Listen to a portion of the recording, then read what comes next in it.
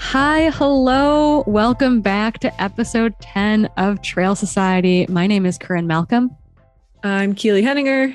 And I'm Hillary Allen. I can't believe we're in double digits. We've done it. I think everyone's in their proper homes right now too, which does not happen very often with this group. Yay. We are. Yeah. Except I feel like I should be in the mountain town and not in Portland because I'm covered in clothing, but it is cold here and raining. So that's my case. Yeah, it was cold here today too. I think the heat kicked on in our house for the first time, maybe ever. So I went to sleep in socks last night. It's a balmy 55 degrees in the Bay Area in the outer sunset. That feels super cold by Bay Area standards. You can fall asleep with socks on. I can't do that either. Oh yeah, I can't do that. We'll talk about a sleep episode. We'll talk about this sleep hygiene, man. We can have a conversation about this in a couple episodes. I like it. If I fall asleep with socks on, I wake up 2 or 3 hours later dripping in sweat and have to take them off.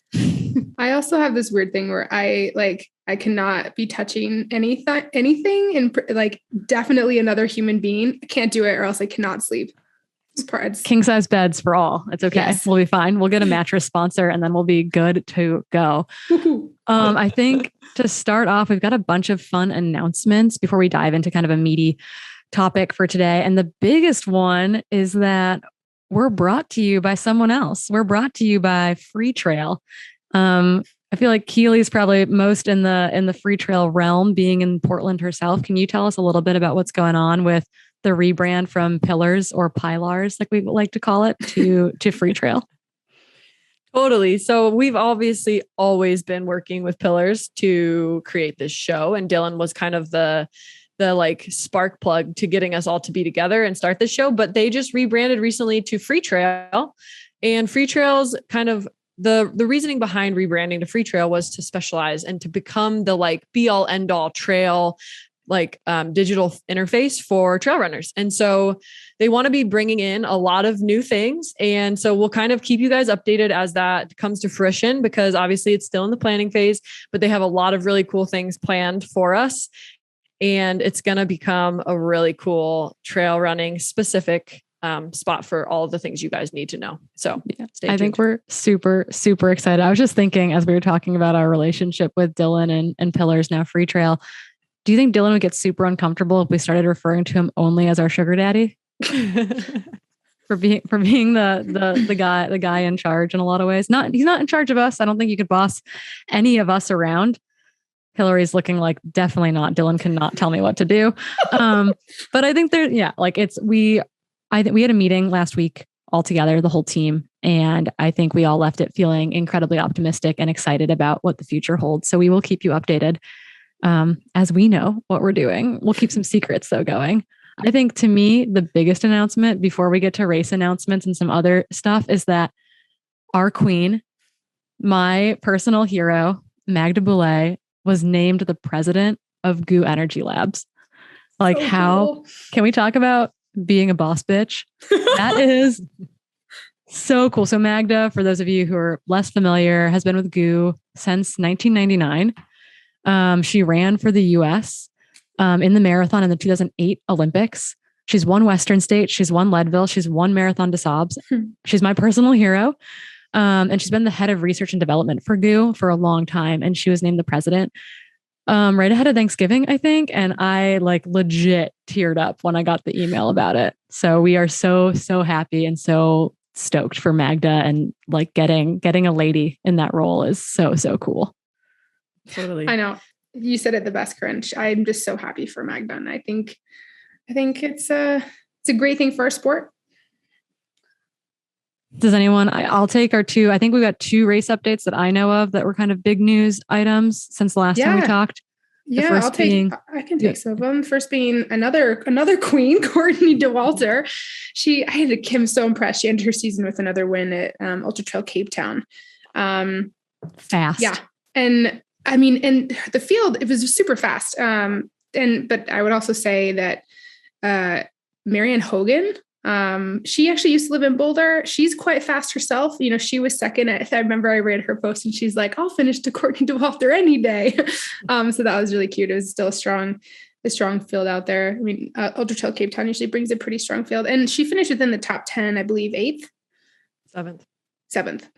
Fast. And I think there was some banter after the race that, you know, the live coverage couldn't identify Marianne Hogan very well at the beginning. They considered her a dark horse. And I was like, man, if you don't know her name, you've been living under a rock, because this girl is fast. I met her a number of years ago at a Solomon Trail Academy camp, and she was my roommate there, and was just super, super impressed with her. She's had her fair share of injuries, and I think she'd be the first to open up about those. But yeah, to see her finish second to Courtney Dauwalter, I fear for the rest of us next year, because if she's healthy, she's a force to be reckoned with out there. She is. The other race news that I found was most recently this past weekend was the USA Track and Field 100-mile Trail Championships. Our national championship series don't necessarily get the deepest fields, but they're still national championship titles, and that's super, super cool. And I think very impressive to have won any of those. And a super young athlete coached by Pat Regan. She was third there last year. She won the thing this year in third overall at 25 years old. Kaylee, and I do not know how you say your last name, Kaylee. I'm really sorry about that. But I saw your name last year. To see you crowned as the victor this year, third overall in 15:02. And I saw video footage of her at mile 99, and she was flying. So I'd say world watch out. Like so cool to see some young guns just throwing down really, really impressive times on some of this like flatter, faster terrain. Yeah, and she actually was racing in the 100K road championships back a couple of months ago. I believe it was in October. And she was very public about her experience with rhabdo, right? Yep. And so she like really went to the well there and had some serious implications there, that she had to go to the hospital afterwards, but was very like humble about it and posted about it, saying like, hey, this sport is really hard and you really need to do your due diligence to like fuel and hydrate during these crazy events that we're doing, especially when the like environmental like gods that be throw something really crazy at you and you're not expecting it. And so it's really cool to see her being really open about these shortcomings during some races, and then obviously learning from things she's done wrong and absolutely crushing it in the most recent race. So yeah, so cool. I think we're going to see more from her. I bet I'd love to see her at Javelina next year. I think that'd be really cool to get her in a field like that on that style of terrain, because she seems to be really into this flatter, faster stuff. So that would be, in my mind, just like what a perfect that would be beautiful. So I'll text her coach, see what we can make happen for next year.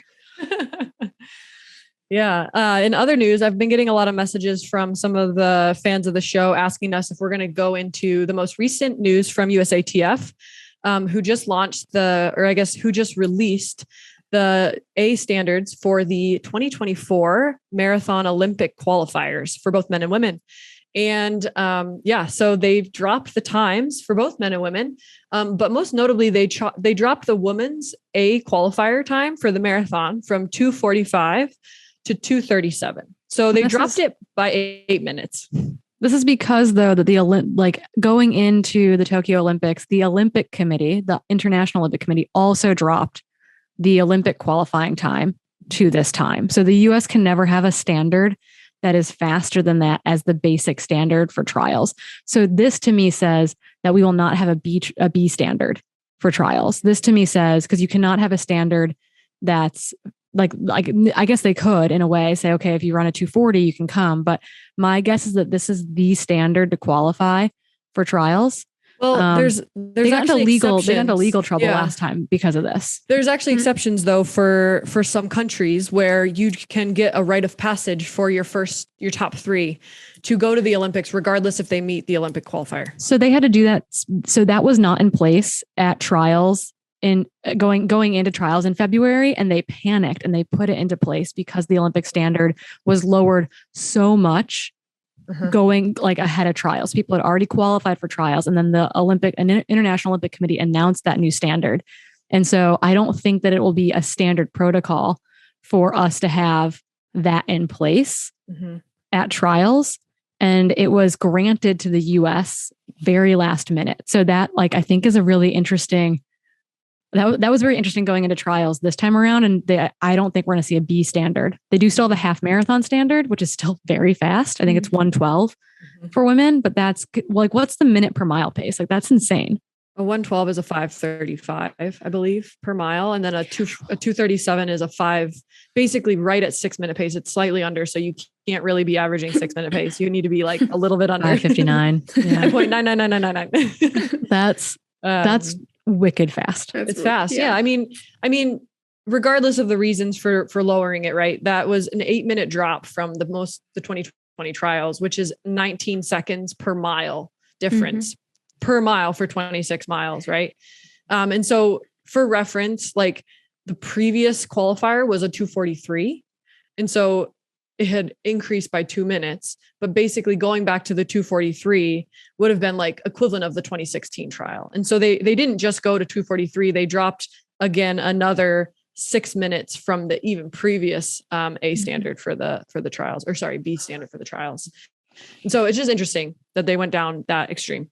So, I mean, I can see why they did, right? Because if we're looking at, you know, trying to have Americans, you know, be represented in the Olympics and have a shot at, you know, some medals, right? I mean, 2:37 isn't even close to that. Like you'd have to be under 2:37. So I see why they're trying to lower the time to kind of like, we were talking about this before, like Corinne, like you have 3 friends who got under 2:37 at the CIM this past weekend. And it's like, it's kind of like putting that hope. It's like, well, if they did it, like I've trained with them, like maybe I can too. And I think that can be a really positive thing from this. But also it cut a significant amount of the field. Totally. So, yeah. And I don't think anybody ever went into the trials saying that those who run a 2:44.59 are going to make the Olympics.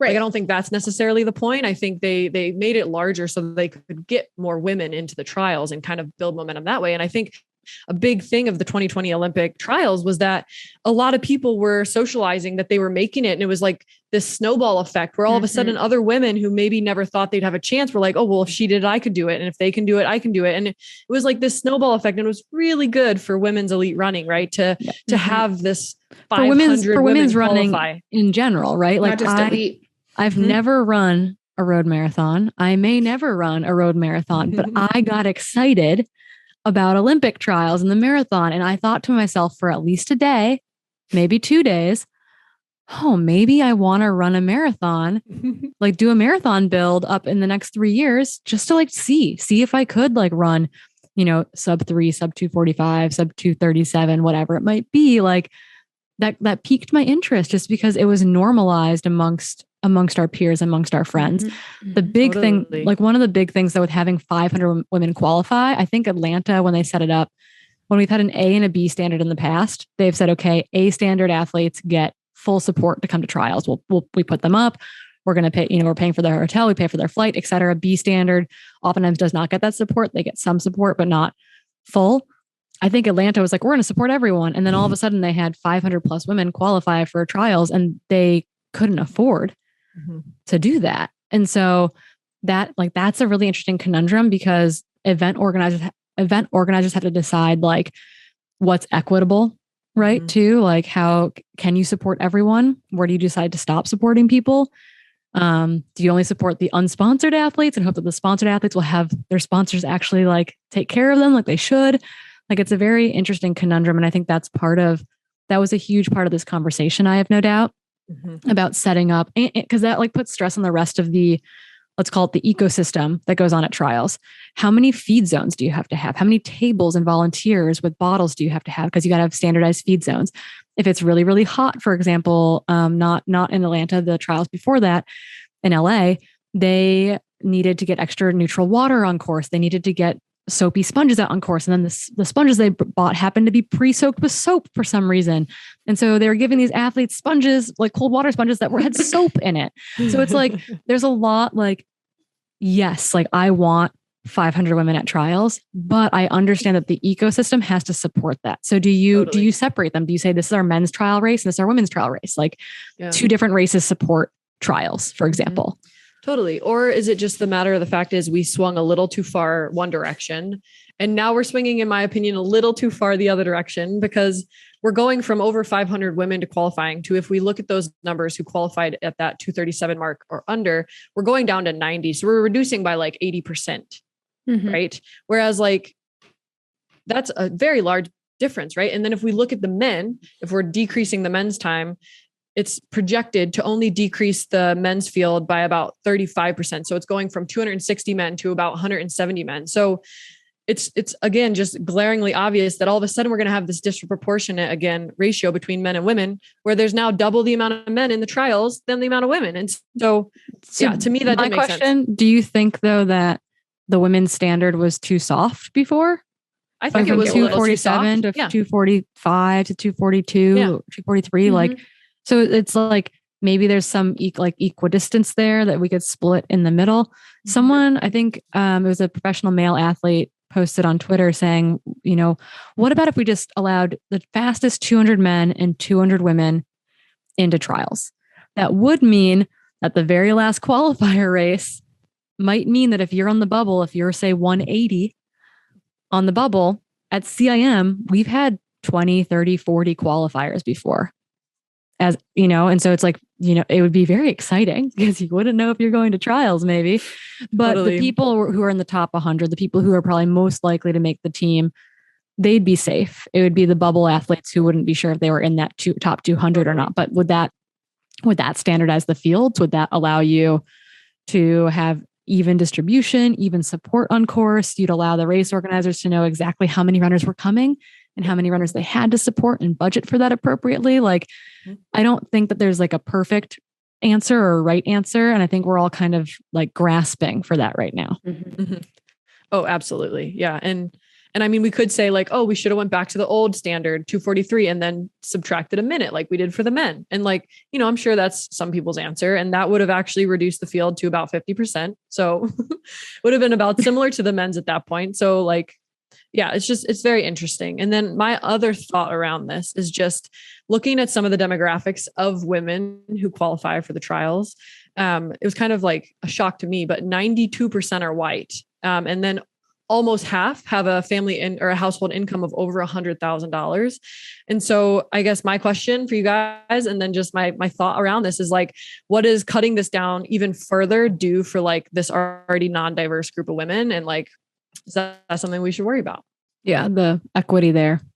Yeah, I mean, it is concerning. I mean, I think running for leisure and for pleasure, and especially for sport, is definitely an indication of how affluent a community or a household is. And so I think this could skew it, even further, right? And someone who, I've run a road marathon. It was really hard. I've run 2. Like, it takes a lot of concentration, and it's like a lot of, it's like a full-time job. And I think in order to have kind of the resources in order to do that, like some of the most inspiring women I know, like, they're full-time athletes and training like hell, but, I think it's going to be harder for more women and more people in general to kind of get into the sport if this continues to, cutting it in that way. But maybe an opportunity for kind of like, other like programs and sponsors to, engage the community and kind of find, the next up and coming runner. Right. I think women are pretty good at that too, like drawing on their community and building each other up. Yeah. I think we saw a lot of women in trials who were moms we had 2 women at least who were actively pregnant at trials in Atlanta, which is really cool.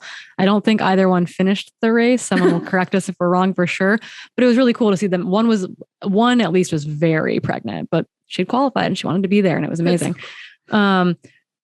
But I do think that women come into high level sport oftentimes after having a career. We see this in professional cycling all the time. You've got ex finance people, ex lawyers.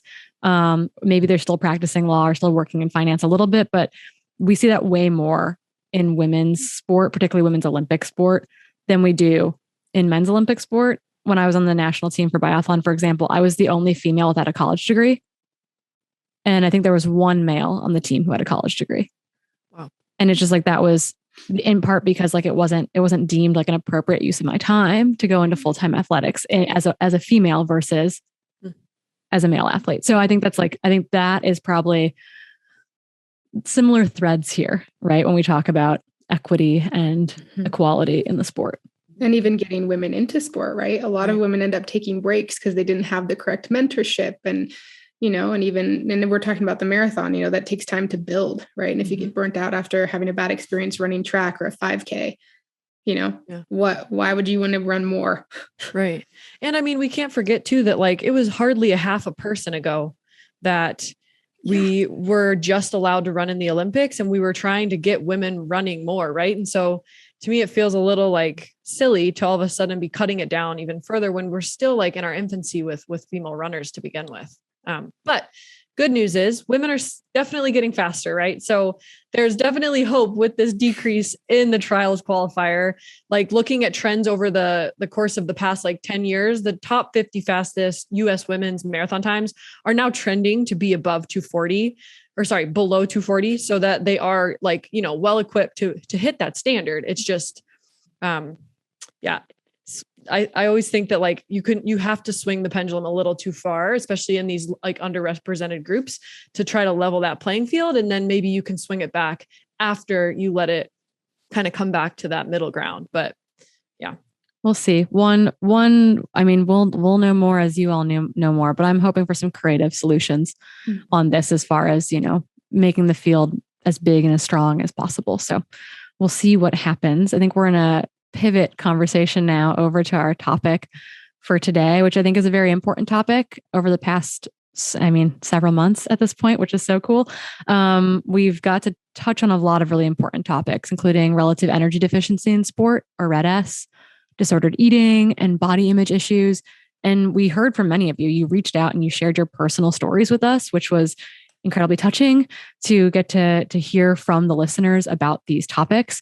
And we got a lot of messages from male athletes and from non-binary athletes saying, this is more than a women's issue. And it I don't know, I think we're really excited to broaden that conversation beyond it being about women, in part because this big, broad topic of RED-S was designed, in fact, to incorporate more than women, more than the female athlete triad. So that's what we're going to dig into today with a special guest. And so I'm wondering, before we introduce our guest, if one of you can you walk us through what RED-S is and how that incorporates male athletes under that umbrella term? Okay, so yeah, I'll take it. So some of you might remember the episode that we talked about RED-S. So this is relative energy deficiency in sport. And so if you need a refresher and want to listen to us again, you can go back and listen to that one. But basically, this can kind of be misdiagnosed as, overtraining. But, it's certainly related. I think the main theme that we talk about with relative energy deficiency in sport is we're talking about underfueling. And this is kind of more, yes, in the short term, but more so the long term. And so I think for this, we're not really sure the exact numbers, right, in men that this goes into, but it's certainly underreported. We do know that it's 25% more likely in male lean athletes. And there's all of these other things that kind of happen with relative energy deficiency in sport, right? It's not, so when you're underfueling, it can lead to hormone dysregulation, issues of bone health, bone density. So really long-term factors. And so we've talked about kind of our own experiences in this, in that last episode, but I think it's really interesting to get a male's perspective on this, and that, this isn't just a female issue in sport. Keely, I was gonna say, did we miss anything there on RED-S? Anything you want to add before you take the next question? Well, I just think it's interesting when you think about RED-S in males versus females, right? Because this is the first disorder, in my opinion, that got a lot of public attention for females before it got attention for males, which is kind of interesting. And so for males, I think it's very underrepresented in the literature. Like we don't know how many males are impacted by this because the struggles aren't as straightforward as they are for females. Like we do have our menstrual cycle that tells us that we have normally regulating hormones. Males don't quite have that. And so when we do look at the literature, it is like anywhere from 3 to 70% prevalence in male athletes. And so what does that mean? Range, right? Like I didn't even know you could publish something like that. From we don't know if it exists to it exists everywhere is what that range says to me. Exactly. So if it's not talked about in the literature, why aren't male athletes part of this conversation? Why have they been left out of this conversation? Yeah, totally. So, I mean, from some of the talks I've had just over the past, I'd say it's like the narrative that men are given when they're born and as they grow up as children, that like they're supposed to be strong, right? And they're not supposed to show weaknesses and they're supposed to win at all costs. And typically coaches use this win at all cost mentality as like their performance metrics. So it's never like, oh, you must train this way to get to this performance. They're more just like, get to this performance, whatever way you can. And we don't care what that way is, but you guys are strong and you are males. And so don't show me your weakness, just kind of get to this performance level. And I don't really care how you get there. And that's kind of me hyperbolizing it all. Obviously, like that's a little bit extreme, but that would be like my guess as to why it's not talked about as much for males. And they don't want to talk about it because it's a sign of weakness. And also I think males, they can generally handle more training stress and training load than women. And so I think it's kind of that like, pile it on and, see if you break, it's kind of like there's the strength if you don't break. Right. And even though maybe inside something else is happening, there's less immediate repercussions for male athletes, particularly like their testosterone is a more robust hormone as opposed to women's effect from hormonal dysregulation is much more apparent, much quicker. There's some resiliency to testosterone, it appears. So Hilly, while you were traveling, Keely and I were able to sit down with a very special guest to do a little interview. And I'm wondering if you could tell everyone a little bit about who we are talking to today. Oh, yeah, I had the chance to listen to the interview, and I'm so thrilled to share with everyone. We all are interviewing. No, Keely and Corinne got to interview, but hopefully I'll get to comment on interviewing Logan Williams. He's a professional runner for Solomon and Satisfy Running. He was born and raised in Reno, Tahoe area, and he's now returned to work as an attorney. So I met Logan in Tahoe, actually, at the Broken Arrow Sky Race, and I met him actually before that at Lake Sonoma. Keely, did he finish right behind you or in front of you? Behind me. Sorry, Logan. I'm sorry. No, I met him at Sonoma as well. And then afterwards, I was just kind of like, we started following each other on Instagram. You know how the story goes. Yeah. And one of his more recent posts was actually this very, very well written post around his relationship with body image and eating disorder. And so after our episode on Red S, he actually reached out to me and was like, this episode is amazing. It transcends gender. Like I found it very, very helpful for all of my struggles. And I'm like going to share it with a lot of people I know. Let me know if you ever want to talk to me about it as like a male perspective, because like I would love to share my story with you guys and lend any insight I can from my perspective and my experience. And so Corinne and I and Hillary, we all kind of were like, okay, let's jump on this experience, right? And like get his opinion, because I don't know about you guys, but after our episode on Red S, I got a good amount of DMs from men in our community saying like, wow, I never thought about it this way. Like, I think I might be going through some of these things. And it was just like a very cool community kind of like rumble from that episode. Yeah, I think it's cool. And I think this is how we normalize this conversation. This is how we bring men into this conversation. It's how we model this in that community. It's how you at home can take this into your community and model this for your cohort, your colleagues, your peers, your children, your children's friends that you're coaching, whatever it might be. I think this is a really important thing to kind of be able to wrap our heads around. But before we dive into this interview with Logan, it's really, really important for us to tell you right now that this is a hard conversation to listen to. This is Logan sharing his personal experience. So it's not going to be a conversation for everyone. We discuss body image and disordered eating in a male athlete. We talk about, he shares his story about purging, about his relationship with weight and size. It's very raw and it's very real, but it's not going to be a conversation for everyone. So if you are struggling with this and you know that these topics are a trigger for you, we encourage you to join us next episode. We encourage you to fast forward to the end of this episode, but it's a really important conversation for us to share. But it's really important for you to do what you need to do, what's best for you. And we want you to know that we are now diving into this very raw, very real conversation around body image and disordered eating with Logan Williams. You yourself reached out to Keely and me and you said, hey, like I've been there, I've struggled, and this isn't spoken about enough. And we feel really fortunate that you're willing to come on with us and share your story. And we consider ourselves lucky, obviously, to call you a friend and a competitor and someone that we get to share the trail with. But I think people listening to this, and ourselves included, honestly, like we know you as the runner you are today, the attorney you are today, the person you are today. And I'm wondering if you can take everyone kind of back in time to Logan, the soccer player, Logan, the climber, kind of where your personal story intersects this topic for the audience. I think like it really started to kind of like rear itself back in high school. So in high school, I was prepping to go into soccer for college, D1, D2, as a center midfield. But every time I went to a camp or a team tryout, I was told I was too lean. Other coaches told me I was too big. And so at that time period, I was kind of stuck in this idea of like, oh, like what's the ideal image? Like, what are these coaches looking for in an athlete? Because clearly it's just the way that you look. Like the first blush and like the first time you meet a coach, they're obviously sizing you up based on the way that you look. And that kind of translates into your body type.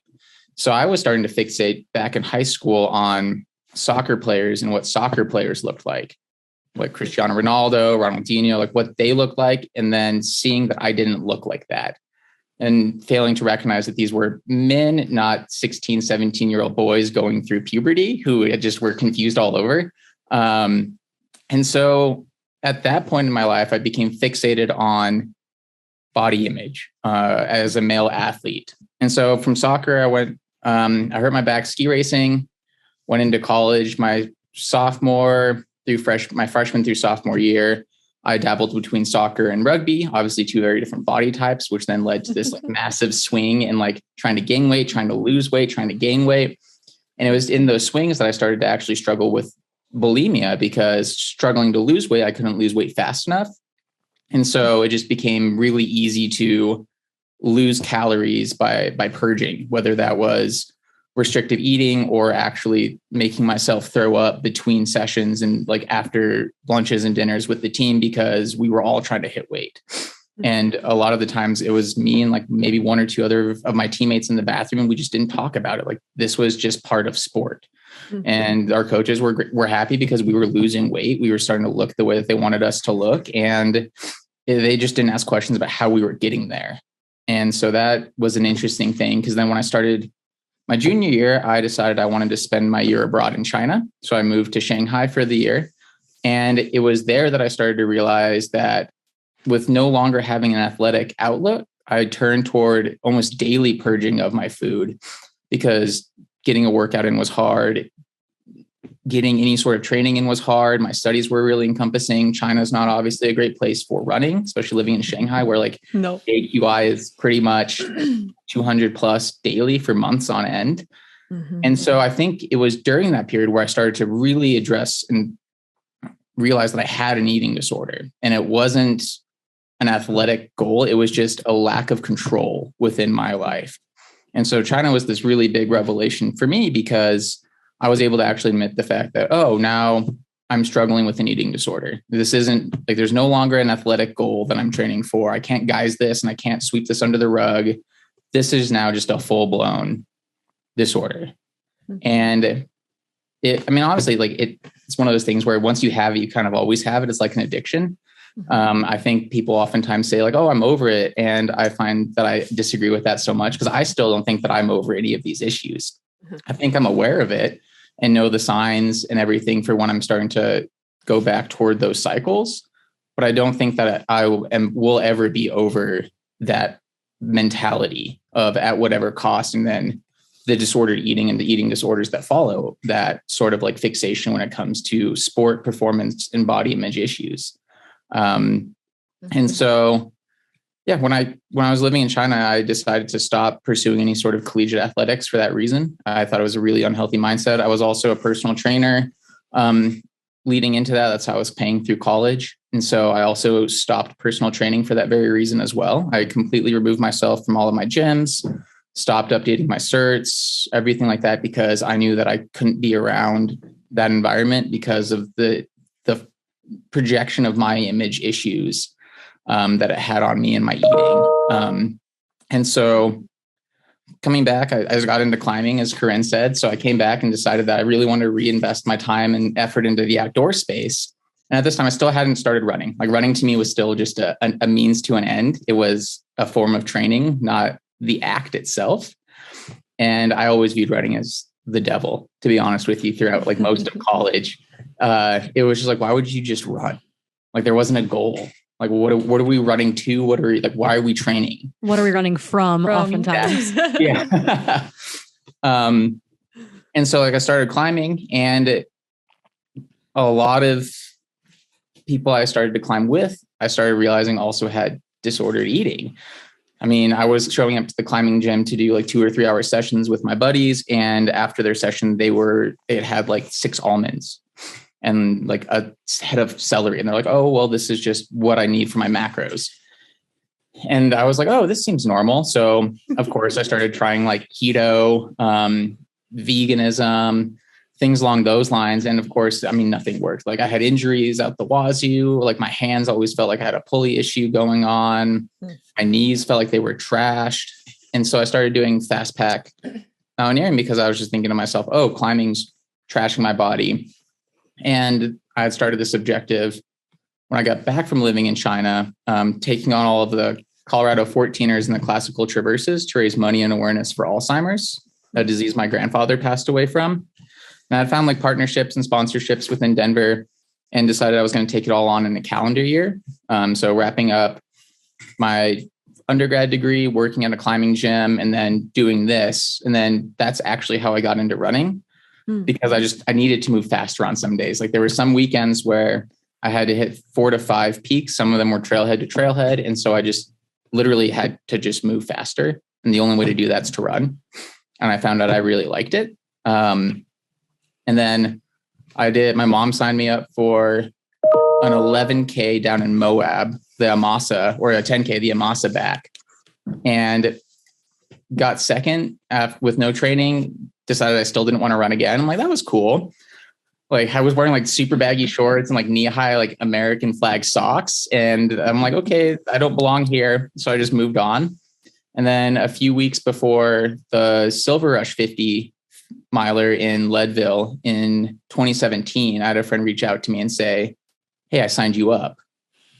And so I had 3 weeks of training and then towed the line for my first 50 miler. And it went terribly, as one would expect. I think I got into the halfway point at 3.5 hours and finished just under 12. Oof. Nice. Oh yeah. And it's an out and back. So it's one of those things where there was no excuse. I messed everything up. But I knew that this was like what I wanted to do. Like this had finally like trapped me. And like, it felt like this was something that I could do long term. And so that's how I kind of transitioned into running for that aspect.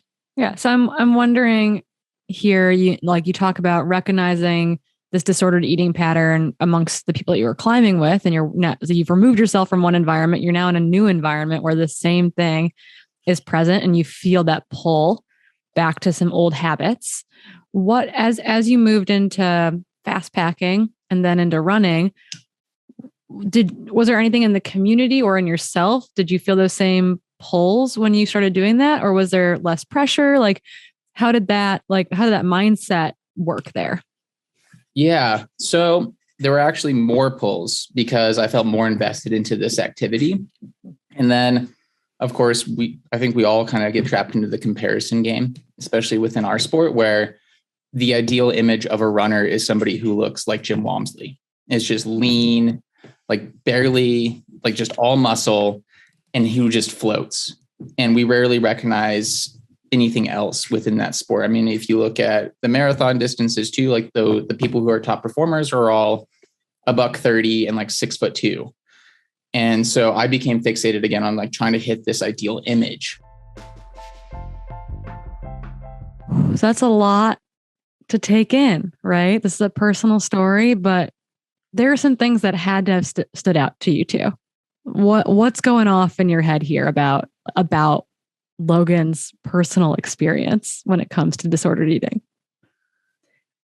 Yeah, first I was really surprised to hear that it was almost like, like a team kind of normalized, completely right. Normalized. And I was also really surprised to, and maybe this is just me being naive, but I've always thought that like sport can be so beautiful and that it's like, it's like a meritocracy, like performance and like how you perform at a certain thing and a sport in particular at a certain role in a team. Like that's what should tell you if you belong or not. But it was like coaches telling you you didn't fit the part. And I thought that was more of something that happened in women's sport only. So that was really surprising to me, and like the team kind of mentality. And I mean, the fact that they didn't talk about it doesn't surprise me, but that stood out to me. Yeah. I'm like angry at the coaches about this. Like I'm so ferociously angry and I know that there are coaches out there who are still like this, who are still coaching youth sports and college sports, as we are all too aware of as stories continue to break on this. And it's just like, I'm so angry on the inside that people like Logan, like ourselves, have had to go through this, and knowing athletes who are still going through this, like it breaks my heart. Like I'm devastated for these athletes. Oh yeah. And I mean, I can't get over the fact of like, it's transcending all of the sports that he's ever tried since high school. Right. And so he's going from soccer where he's being told he's too lean or too big, right? Like complete contradictions. And then transitioning to doing two sports that like exhibit very different forms of athleticism and very different kinds of body, where he's trying to get through these extremes. And then almost transitioning through a realization period where he's realizing he's thinking of dieting and fueling poorly, and then entering another sport that he might think is safe, right? And then realizing that, oh, nope, this sport is also messed up. And let's move to another sport. And oh, this one might be triggering as well. And how do you escape it? And I just feel like it's just so glaringly obvious that this research in this space is so underrepresented, where it's saying 3 to 70% across, any sort of sport, and that lean sports are more represented in males. Like I now question that as we don't know the extent of this, right? Like no idea. We have different sports and they're all prevalent, right? So, wow. Yeah, we don't know anything is basically what this comes down to. And the science needs to catch up on this, because I think it probably tracks similarly to like mental health disease and disorders in male and female populations. We know from some research that it's definitely underreported in the male population, particularly if you look at like suicide risk. Like males make up a much larger percent of suicides, yet have a much lower diagnosis of depression. So there's all these through lines where you're like, oh, cool. This is probably very similar, where it's underdiagnosed, it's underrepresented in the literature, but we're probably a much more equal playing, like on not to say it's an equal playing field between males and females in this, but it's like not the playing field that any of us want to be on. Let's put it that way. That it's probably as prevalent in male athletics as it is in female athletics. We just don't hear about it. And I think it's also interesting too. And it's like, there's maybe more commonality with how we, I say we, because we're all coaches, but also if we're looking to, getting women and men into sport, that coach is so important. And so kind of what we talked about is, how do we continue getting young girls and women in sport, throughout their lives? I mean, this same conversation can be applicable to boys as well. Yeah, this is a good way to derail a lifelong love of sport in any athlete, male or female. And it's so sad too, because I feel like someone like Logan, and I know a lot of us as peers too, it's like in running, we're very hardworking, and a lot of athletes, like we can be on like the type A and, like the overachievers. And I feel like that really tapped into like Logan, because, he's an attorney, he's very driven. And I think that, then it turned into like almost obsession and focusing on something else that turned into so detrimental from a health point of view. Mm-hmm. Yeah. And Yeah, I think I was saying, I'm just happy to hear that he recognizes this, right? By like he starts to pick up the through line on his own, which I think is important as well, right? Like that, like he can recognize it in himself. Right. Yeah, absolutely. That's exactly where I was going to go. And then I was kind of thinking like this whole time I'm nodding my head along, right? Like you can relate to every single thing he says from either personal experience or experience you've heard of others, mostly female. And so it's just kind of shocking how parallel these stories actually are. And then I have to think like, okay, well, females are now talking about it, but we swept it under the rug for years. So then I guess now I'm questioning like, why would we expect men to talk about it when it's even less publicized for them? And so, yeah, I'm wondering how he thought about this. So it'd be cool to like cut to that clip around why he thinks it's not talked about in men. Male athletes and male athletic teams don't ever talk about eating disorders as a topic. I know growing up, our soccer coaches and our high school coaches, and even some of my collegiate coaches told us signs to look for in female athletes, but they never told us signs to look for in male athletes or even address that this was an issue within male athletes. I remember sitting down and having conversations with my high school coaches and my club coaches and ODP coaches, and them saying, okay, if you see these signs in women, they probably have an eating disorder and we need to address it. Never once was it, if you see these signs in men, they probably have an eating disorder or disordered eating. We need to address it. It was just, we never talked about it. It was just do whatever it takes to be the best you can be and no questions asked. So I know that we all had our own personal opinions about why this might not be talked about in male athletics, but is that like, I was totally floored by Logan's perspective on that, and that how he had coaches who were like, no, like this happens in women, here's how you look out for it, but like, don't worry about yourself, like performance. Like what, like that blew my mind. I'm curious to know like how you all felt listening to that about like that I was floored that any coach was like 50% of the way there, but like totally missed the other 50% of the population. I mean, yeah, but also I think kind of maybe the way he described it, like kind of like dismissing it. It's like, okay, you watch out for this in women, and then this is what you do, and then you kind of move on, and then it's fine. I think it's still kind of like the surface level. It's like it's like the iceberg. Like 90% of it is like under there, and we're just going to talk about the 10, but we're good, right? Because we see the iceberg, and that's kind of what I thought. But no, 100%. I think that's such a great reaction. Keely, what do you think? Oh my gosh. Yeah. My jaw was on the floor because I was like, I had never had that discussion with any coach that I ever had. So I mean, I commend the coaches for being 50% there, but yeah, they were clearly still lacking because then they were like, and you have to get to this level and I don't care what you do. And then like, it's like win at all costs because you're a male and you can do it, but look at your female counterparts. And it's just like, that's such watch out for them. Watch out for them. That's, I guess, the patriarchy just really in place there. I think that the dismissiveness of it all and this idea that it's showing weakness to broach these topics, to talk about these topics that aren't taboo, but then also to be sharing that, like having this conversation with a friend or a peer and then being like, oh yeah, no, me too. Like I'm actively going through this. Or like, oh yeah, me too. Like I totally had that experience in high school or college. And you're just like, wait, what? Like, why are you guys having this conversation and then it ends there? Like, why doesn't it go further than that? Yeah, absolutely. And I feel like this just kind of opens up the like can of worms of like, how are people supposed to even think there's red flags around this if they're told to just win at all costs? Like they're not going to take any sort of red flag and think that it means they need to back off the gas. They're going to just push through to get to that, like that level. And I feel like that's where men just kind of ignore all those red flags. Yeah. And so it'd be curious. I think we should cut to this clip of Logan talking about it. We asked him, looking back on his experience, what kind of red flags could he pick up from that time? Oh, looking back, the first few years of running, when I was really struggling with all of these issues, I constantly had these weird injuries. I had no sex drive. I was logging big weeks. I wasn't getting faster. I couldn't lose weight to save my life, no matter like what I tried. And so for me, it's like, okay, something I'm doing is not right. So I kept changing my diet instead of just looking at my my diet and saying, oh, I'm being too restrictive in my eating. Instead, I tried to add other restrictions on top of that and didn't want to admit to myself that I wasn't fueling properly. And it was one of those things where I just couldn't lose weight. My training had plateaued. My performance was actually decreasing.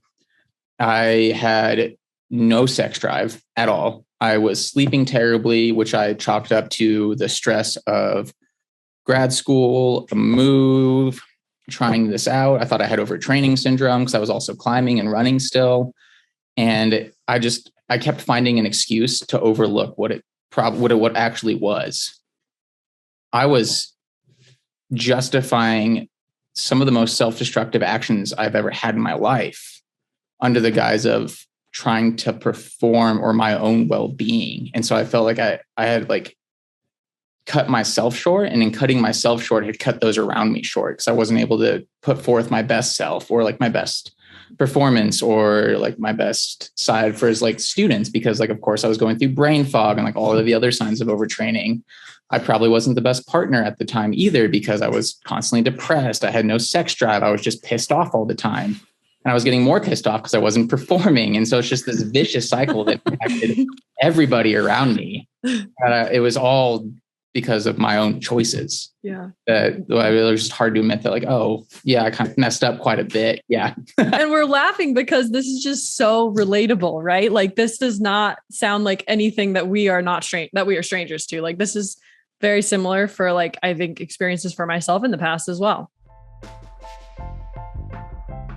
So I feel like we were all nodding along throughout that section, right? We all picked out the red flags in his initial story, setting this all up. But what kind of stood out to you both? I know that he mentioned there's some parallels here between the male experience and the female experience. And Hilly, I know that you've got some thoughts about this, and I'm wondering if you can just elaborate a little bit there about, what kind of cues are you picking up on in this story?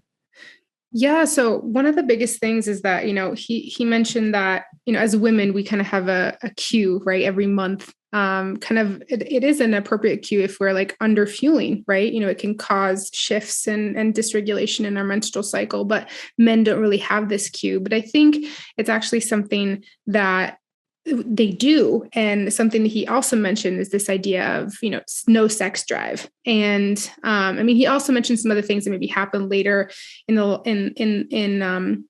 kind of down the line, right? As you kind of get deeper into relative energy deficiency, but not his ability to like, not really regulate weight. If he was, gaining weight or not able to his body was kind of stuck in this place. But I think the first cue would be the testosterone, and lower levels of testosterone. This is actually linked to, higher levels of cortisol, and, they're all of these pathways are kind of are so fine tuned, and they're linked to one another. So this hormone dysregulation, and it's manifested as in a actual symptom of a lower sex drive and libido. And it might be an uncomfortable conversation, but it's an important one to have. I feel like all of us, if we're coaches, that's something we can talk about. Yeah, and women experience a decrease in sex drive too, if you've got overtraining or relative energy deficiency in sport. I also think this is related to mood too, right? Totally. There's mood dysregulations, right? With that hormonal dysregulation. For those of you who are listening to this and not watching it, Hillary's using lots of hand gestures to describe hormonal pathways and hormonal dysregulation. So I could do a flow chart. I've just actually been reading this book. It's about testosterone. And so, by Carol Hoover, it's so great. It's called T. I'm learning so much about it. And also, there's a bunch of, is this the one with the really cool subtitle? The who? I think I might have this book. Just pulling it out of a pile. What's the subtitle? It's the story of testosterone, the hormone that dominates and divides us. Oh, I've got another one. I'll send you another testosterone book. It's really good. We'll link it in the show notes, guys. Yeah, we'll link it in the show notes. So maybe I'll put a little hand sketched thing or like some little flow charts in there.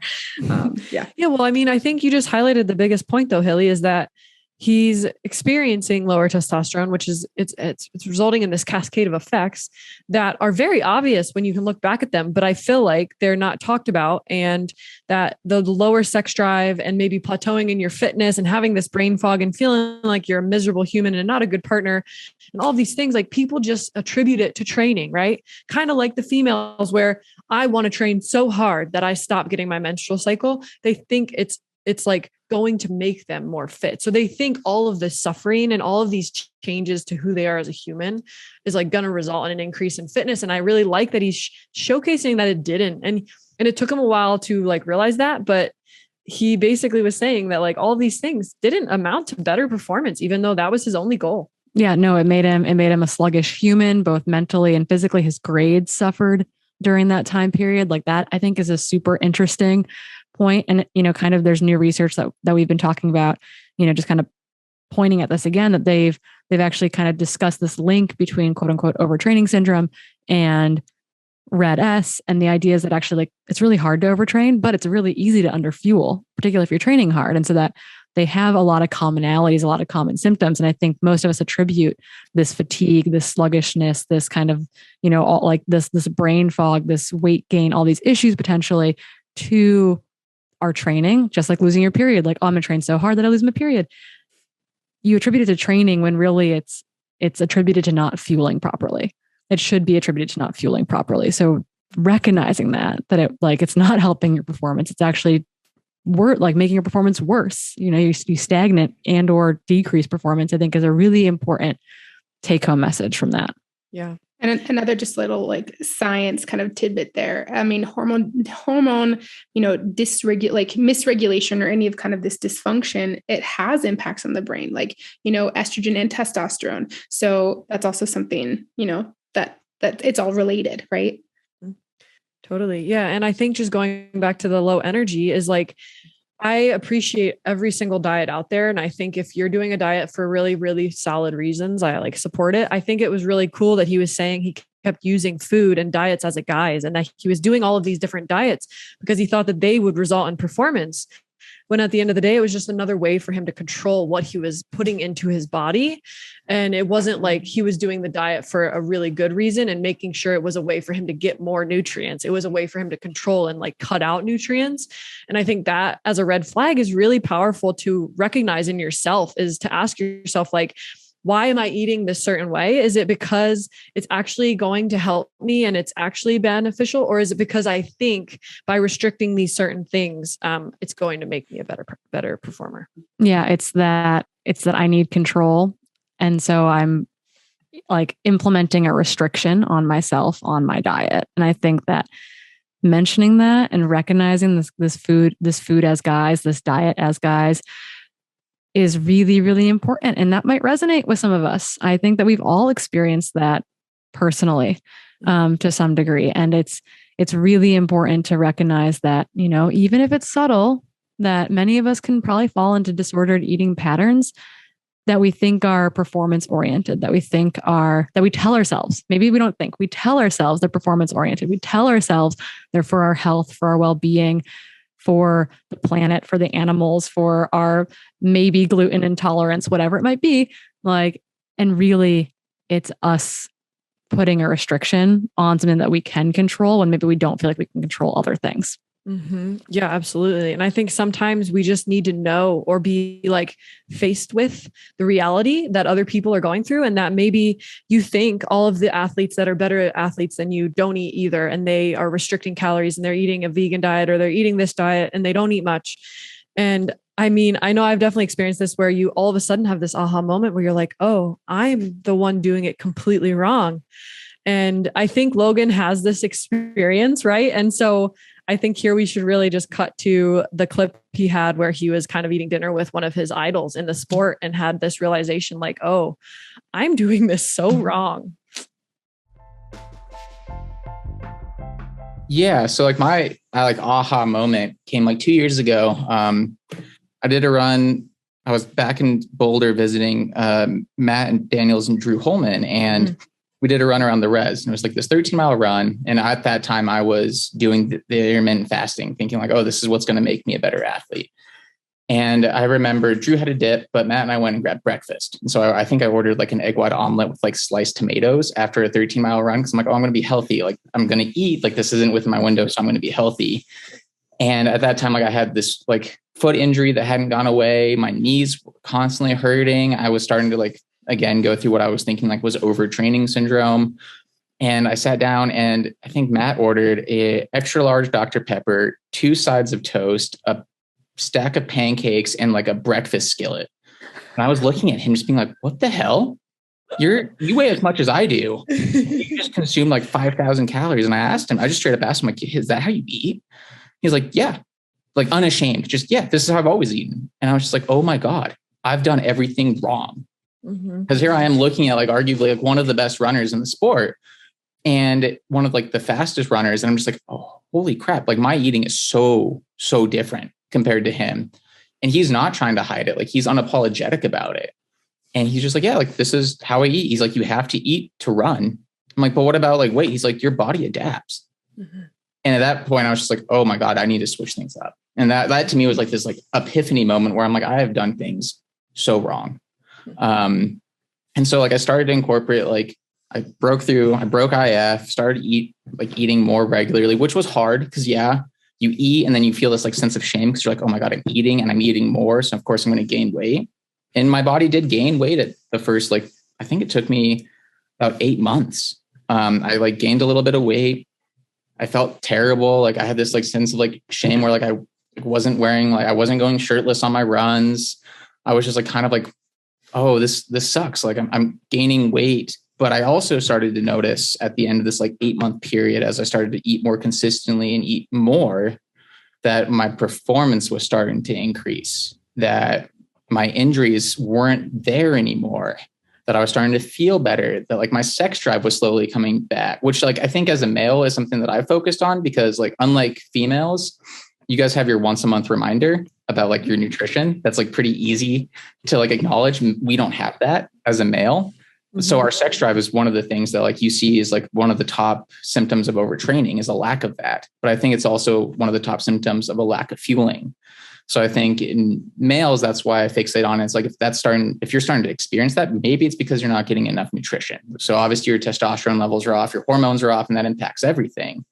But then I started, I'm like, okay, eating's fine. So I started eating more and more and more. And then I started to swing back down in weight where my metabolism caught up to what I was feeding it.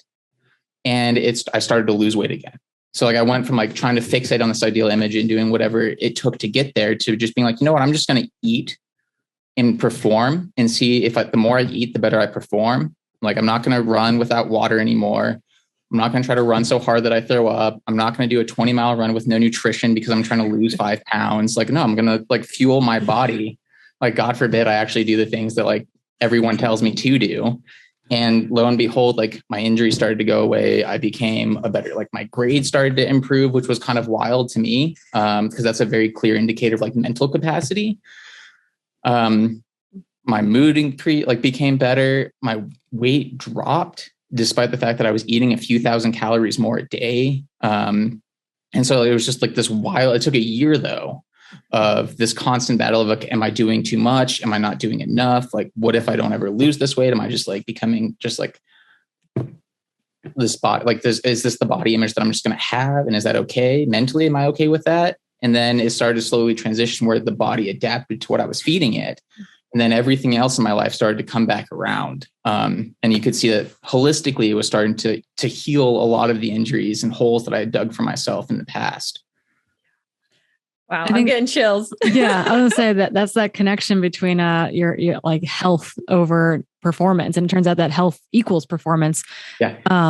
Like once you like let your body do what it's supposed to do, and so I'm wondering, you know, through this process, and obviously I think people are always in recovery from this kind of stuff, as you mentioned, as you alluded to early on, that it's not a thing where it's like, oh, I'm over it. Like pat yourself on the back. You know that you're going to deal with this for the rest of your life, more than likely. And I'm wondering, in this process of, you know, of nourishing your body, of fueling your body, of holistically getting your body back to this place where it is healthy. It's healthy. You can run. How has has your relationship with food changed though, along with that, right? Like, or are you still constantly fighting those demons? My relationship has changed. I mean, again, it is perspective. Like now, instead of eating to just survive and because it was a necessity, it's now eating to perform. And that obviously like, and having a little bit more self-grace with yourself and saying like, it's okay, like to overeat.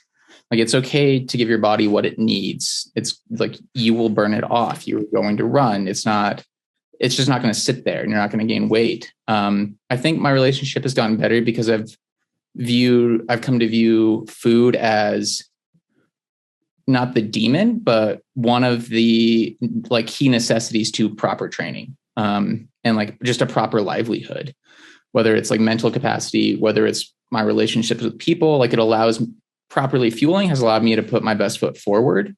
And food has become a catalyst for that. Like it's one of the necessary things for those things in my life that I want to achieve. It's no longer the demon that's holding me back, or something that like I want to exercise control over constantly.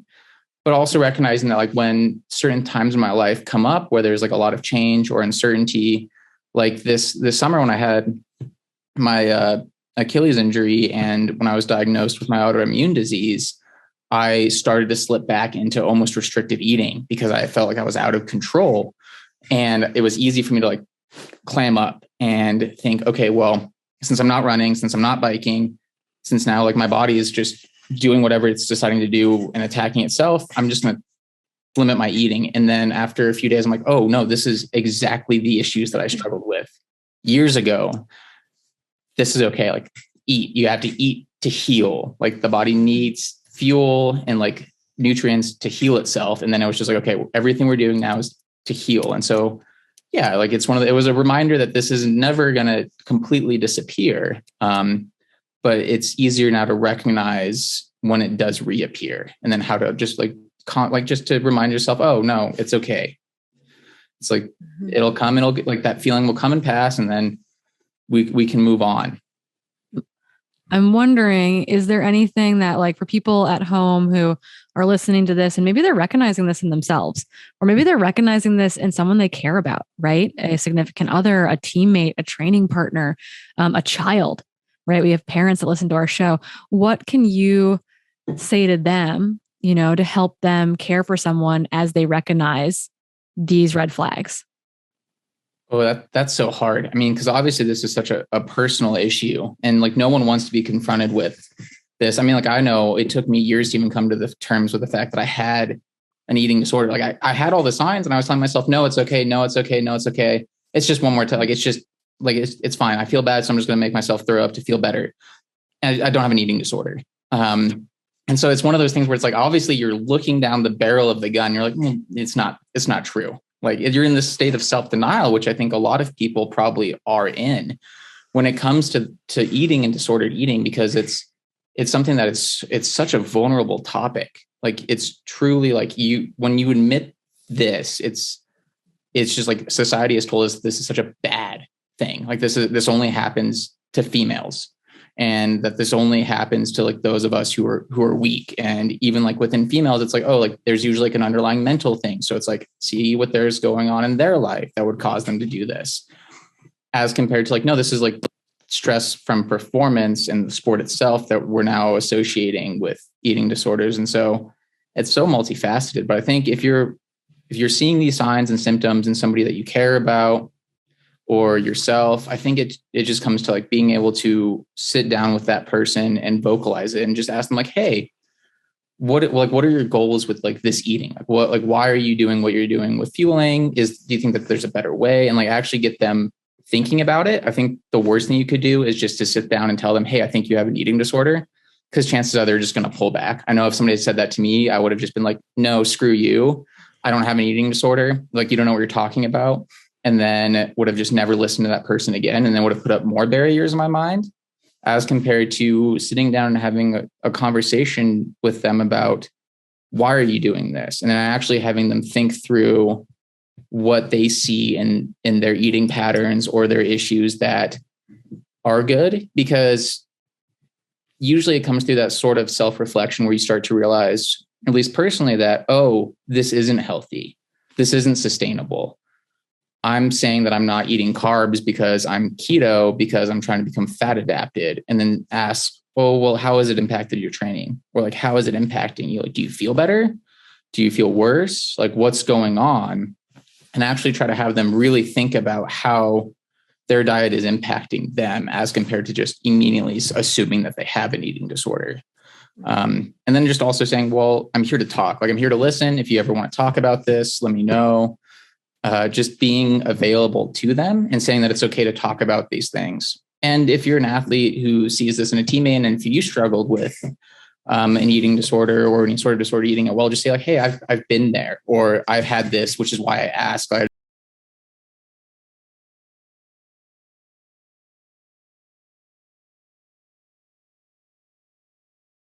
Which is always an interesting thing to do when you're having a conversation about this sort of issue.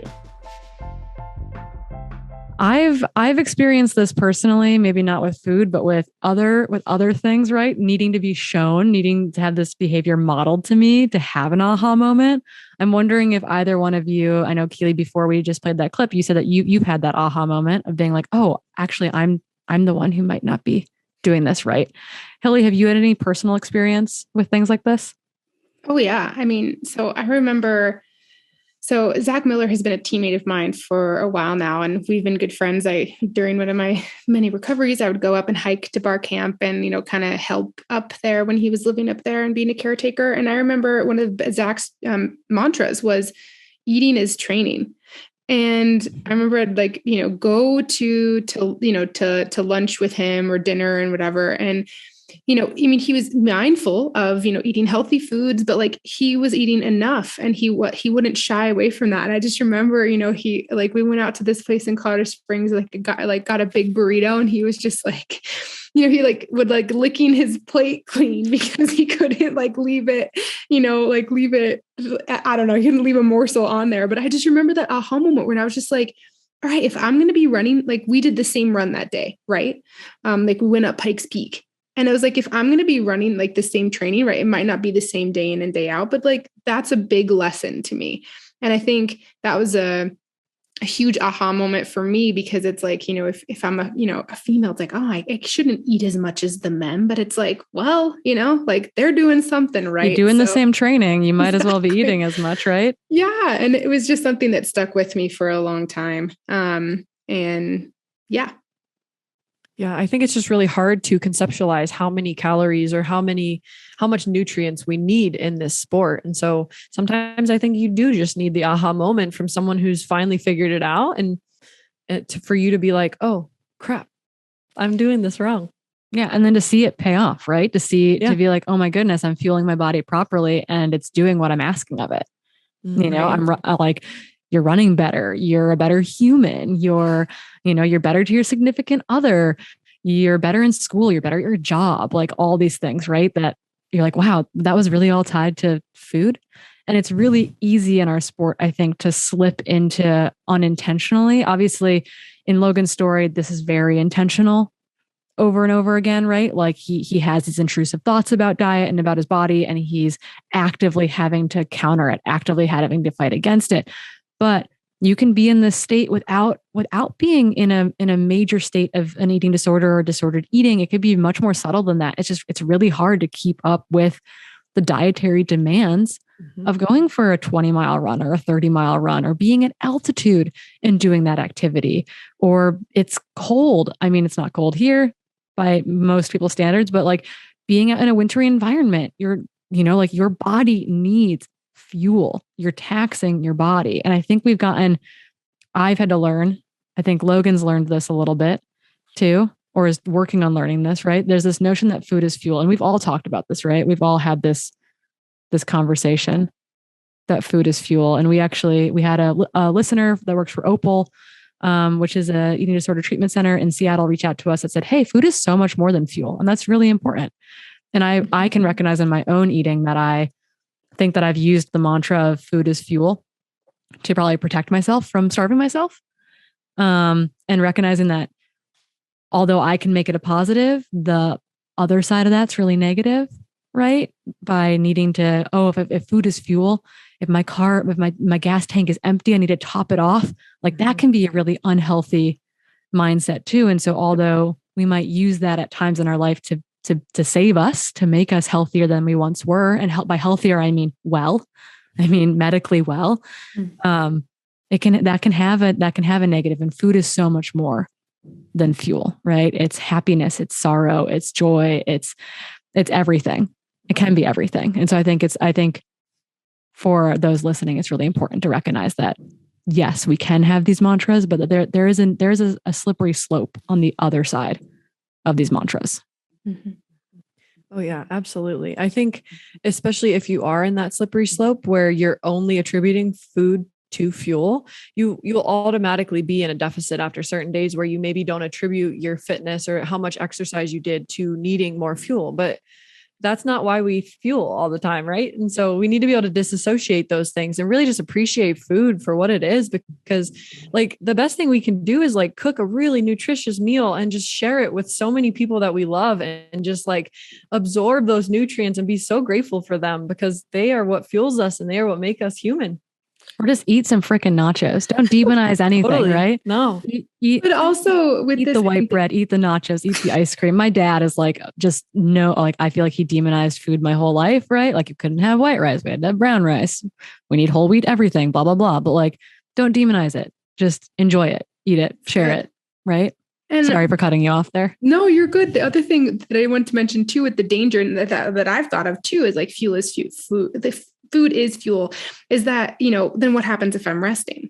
Well, then what happens when I'm resting? Then I don't need the fuel. And I think that's where it got. I think I've thought that too, and it's where it's gotten a little bit dangerous. And I can see that in kind of Logan's story too. And this is kind of like anecdotal, but I think, like Corinne, you mentioned, other people kind of showing the way and like asking these important questions and showing you, okay, like, well, this, like, maybe let's talk about it this way, or like, this is what I do when I rest. Right. I mean, speaking of rest, Dylan is probably, I admire how well that guy can rest, and it's like inspiring. It's like, I aspire to that. But Corinne, I remember I was struggling with this when I was coming back from injury, and I thought I had to play catch up, and that I rested so much, and that I needed to, to not waste time. Like I was already behind. And you were really encouraging to me, saying, okay, like, let's evaluate. Why are you feeling anxious, Hillary? Like if you need to rest, like your body needs this. Right. And so that was just like a little tidbit that you've done that in several points in like buildups, or like Hillary, you need to taper. You don't need to cram in training, right? Like, and so I think it's having those conversations, those honest ones about people who see kind of this behavior and they're like, hey, I love you. Let's talk about this. And so you kind of don't go down this rabbit hole. Yeah. Those peer mentors, right? Like when we think of mentors, we think of these like people who are older, wiser, better than we are. And really it's your friends, it's your support system. It's the people who see you day in and day out and say, hey, what's going on? But as Logan mentions, it's not, you gotta be tactful, right? You can't just go in with a butter knife or a butcher knife or whatever kind of knife you want to bring to this fight, but you can't go in like it's one of those things, right? Like I can feel myself recoiling when someone wants to talk to me about something I don't want to talk about. Right. And if you're in this state, do you really want to talk about it? I totally felt that when Logan's like, I'm going to put my guards up. I'm going to put all my layers, all my guard up, because I don't want to have this conversation with you. So I think that was really powerful to hear, like, okay, this is a human. How do we have this conversation with someone?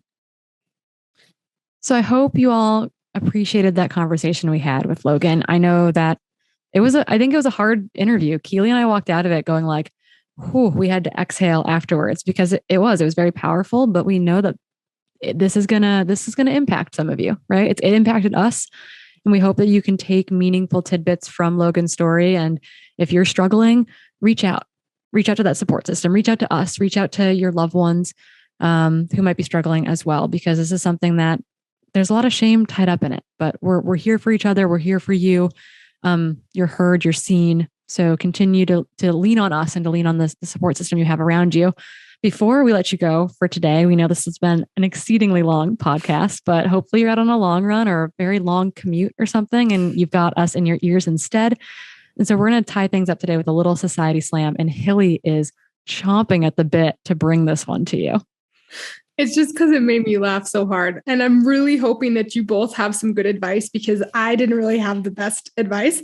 So I got a message from someone, and she said to me, so it's a question mildly related to our episode on unwanted attention on trails. She said, how do you prevent or minimalize owls? Yeah, the bird. Yes. From attacking your ponytail. I've been attacked many times. Yeah, she says a number of women in my community have been swooped at the past few weeks, and it's a bit frightening. I've had that happen too. And it was from a hawk. So it was like really scary. And I said, like, I mean, a headlamp or a bell? Like, are you running at dusk? And she said she has been, it was after dusk, and she was wearing a headlamp. So maybe it is the headlamp. So I found this happened to me in Bellingham a lot, at Lake Padden in particular. I'd get swooped by owls there, and I had a much smaller, I'd like double buns. I had really short hair at the time. So I'd have like my top bun and my second bun. And I was like, they must look like little tails. And I got swooped all the time running there around dusk. So it's like, there's a timing issue there, right? Potentially. Right. I don't know, wearing a hat, like wearing a lower ponytail and braiding it or something.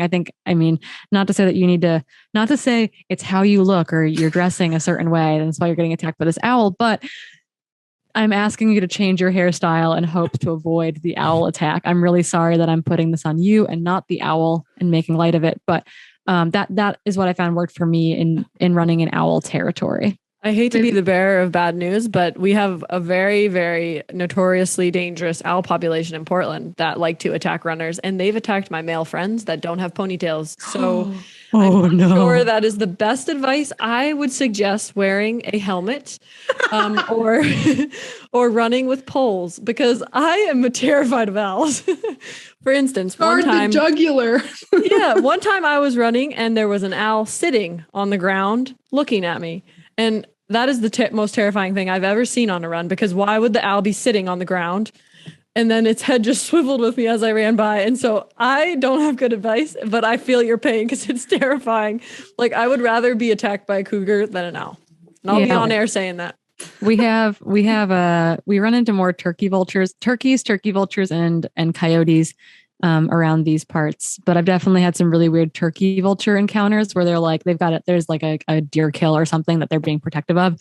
And I've had to wait on the trail until someone else came by. So the three, and these two women came by, and the three of us yelled and ran past the birds together, because birds of prey are very scary. Like, I didn't think I had a fear of birds, but I find them terrifying. They've got claws and sharp beaks. So maybe safety in numbers as well could be beneficial there, right? Ooh, bring a tennis racket.